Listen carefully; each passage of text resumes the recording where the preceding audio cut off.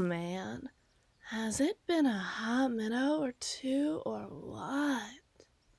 How's it been vibing? All good things? All good things? I mean, Mercury's in Gatorade, chakras in place, all that sort of shit. Well, I gots to tell ya, man.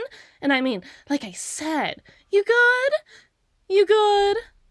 All I'm really trying to say is that to just say that I owe you a lot would be crazy. Come in. I've always been telling you not to be a stranger, even that I need you not to be a stranger. And what do? You leave the country for a week. Nya. Wait. First of all, hug. Thank you, hug. A real sincere thank you, hug. I thank you. And soon enough, you'll be thanking me too. Oh, how have I been? Oh, buddy, my whole world has opened up. Like, I never thought I could get so into potted gardening, you know? Lately, I've been running up and down the halls, pulling my eyes out. Total fucking mess, right?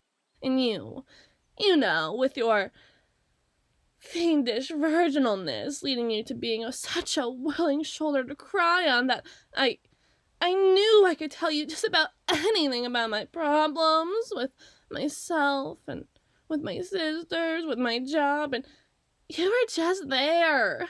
Just right there, sitting next to me, usually with barely even a thought behind your eyes that wasn't about de-escalating a hostage situation, and, well, one of those times, those weepy times right after.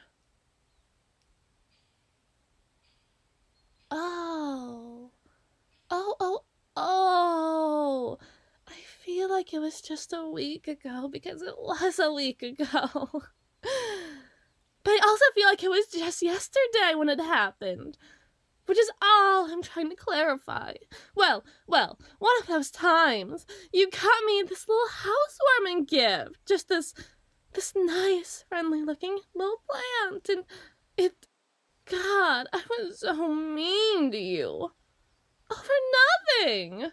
I was all up in your case saying such toxic shit like, oh, don't worry about me. It's not like I'm going to get into yoga or mindfulness or any of that spiritual crap. It was so toxic and conceited and like, you know what it was? It was pride in my own ignorance. Pride in the fact that I couldn't sustain a single life. Not even a cacti. Hell, not even my own. And how dare you? How dare you as my friend voice such a tiny blessing of a responsibility on me other than to sustain something outside of yourself. Live every day to keep something alive. And if that something isn't you, well, find something that is, right? Because the first few days, I'll admit, it was like self-centered irony of trying to be that kind of person who'll flip over every turtle that ends up on its back and singing with the songbirds that I was the kind of person who could successfully maintain a houseplant in a way that I could consider in any way, like, attached. Like, I'm just not that whimsical person. That just isn't me. I don't name my car. I don't have a different pair of shoes for every day of the week. I feel as normally neurotic as a person could be while watching my friends live life in a way where they grow and change and decenter and derealize and depersonalize after having kids. And I'm like, I haven't changed at all. I'm still working the same job I did in my 20s into my 30s, even as other employees younger than me have come and gone, and it's not like this is something I think about. Not at... Oh dear. What was I talking about? Oh, that's right. I was beginning to displace my maternal pangs onto a houseplant and replace it for any actual living thing that moves and vibes and... Oh, sorry. Sorry. That's what I need to get to. God, you're such a good listener. I'm so sorry that I called you so virginal earlier. You're always the person that I rely on most when I'd want the world to hear me out the most. And, like, I never treat you like you are. And I'm sorry, but the pollen. The pollen. This plant. I don't know if you, like, knew. Because the plant only began blossoming the day after you gave it to me, but the flowers are really, like, gosh, the first day it blossomed it was like snow, like yellow snow, but that's actually way less majestic than what I meant to say it was. But I don't know. It was this old, like, dense, thick powder of pollen that was just everywhere. It hung in the air and it piled on the floor. It was like, gosh, Bud, this plant is something special. And that's when I realized, oh my god, this plant is literally something fucking special. And then I blacked out for about 3 days as I...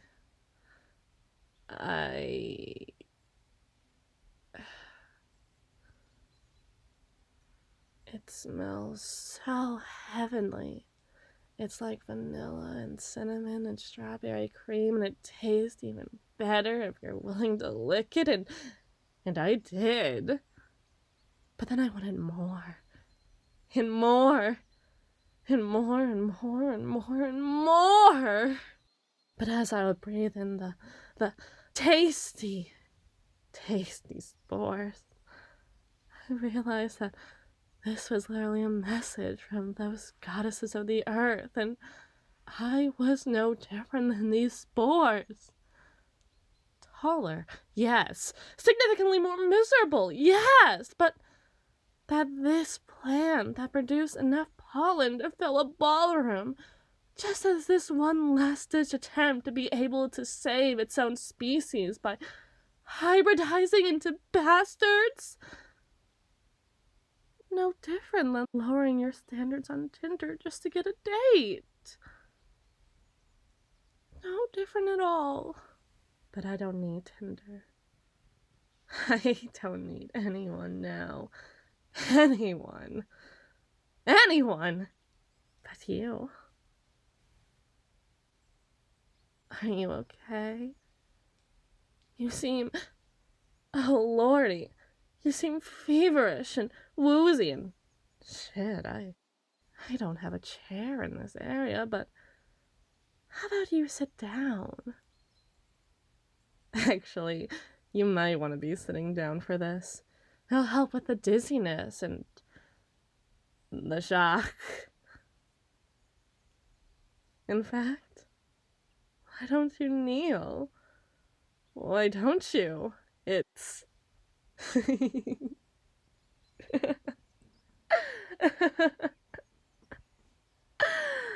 Oh, forgive me. It's just it feels so rare nowadays for me to know something you don't, you know? You know, the secret? The secret is, if I too can be this beautiful, blossoming flower At a time when everyone thinks that I'm just grass? How will I ever even know that I could be wheat? Vincent van Gogh said that. And I agree. You see, if I am no different than this flower, why don't I just be fruitful and multiply, as it intends to do the same? So I got more houseplants. And I got you.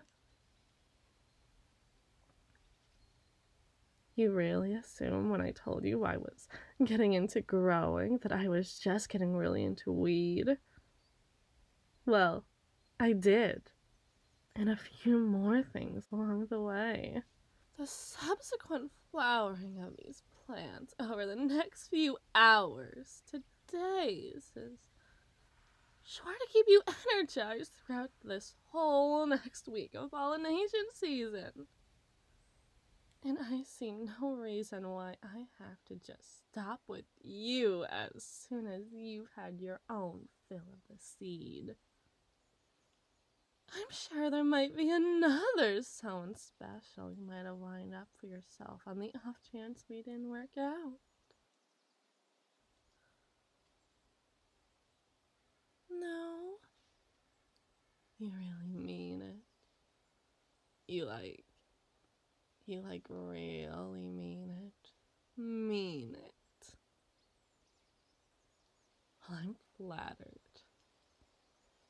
I hope you don't take the whole thrust into a plant like Hivemind thing too seriously.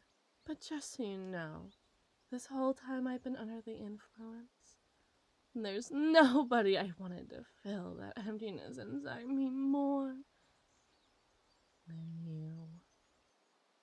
And I knew that you would feel that same way too.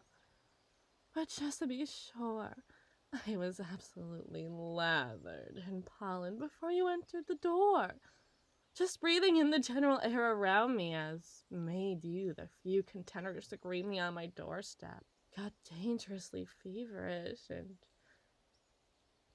you, well, if it's meant to be, I'm sure you would have taken notice. And if I already have you on your knees, well, go on. Satisfy the plant's desires. Satisfy me. Like you've been always wanting to do. I know how you look at me, talk to me, act like with me. I know what a boy like you wants. And never in my life did I say it was a bad thing. In fact, I hope our children can act more like our father, so long as it's in the will of the Amorpho Rex. That's the name of the plant. I decided. Of course, with 9 months of waiting, I'm sure you can think of a better one. And every minute you wait is just 9 months and a minute more till we can spawn our seed. And I've already decided that Amorpho Rex doesn't take too kindly to that. So,